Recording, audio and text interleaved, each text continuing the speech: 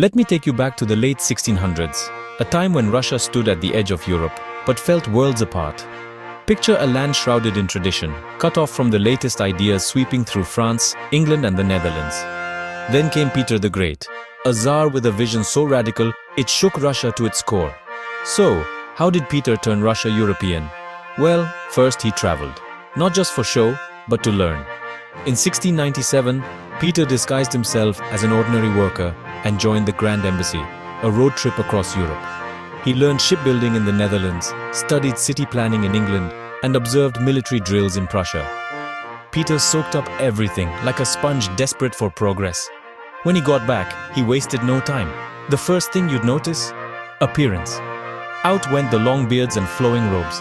Peter forced his nobles to chop their beards and swap traditional Russian clothes for European suits. He even imposed a beard tax. To him, image mattered. Russia had to look European to be treated like Europe. But it wasn't just about looks.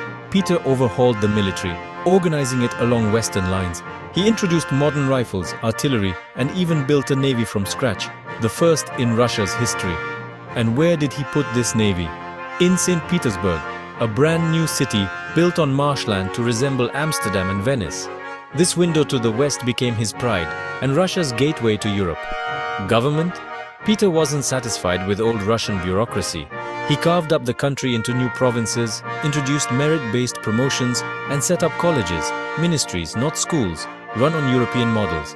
He demanded that officials learn math and foreign languages, just like their European counterparts. Even culture changed. Peter encouraged the arts, science, and sent Russian students to study abroad. He introduced Western-style newspapers, theaters, and encouraged women to attend social gatherings, unheard of in old Russia. Of course, not everyone loved these changes. Many resisted, clinging to old ways. But Peter's will was ironclad. By the time he died in 1725, Russia was transformed, not just in how it looked, but in how it thought, governed, and fought. So when you wonder how Peter the Great made Russia European, it wasn't a single change, but a tidal wave. He dragged his country, sometimes kicking and screaming, into a new era. And in doing so, he set Russia on a path that would shape its destiny for centuries. Thanks for listening. History is never just about the past. It's about how vision can reshape an entire nation.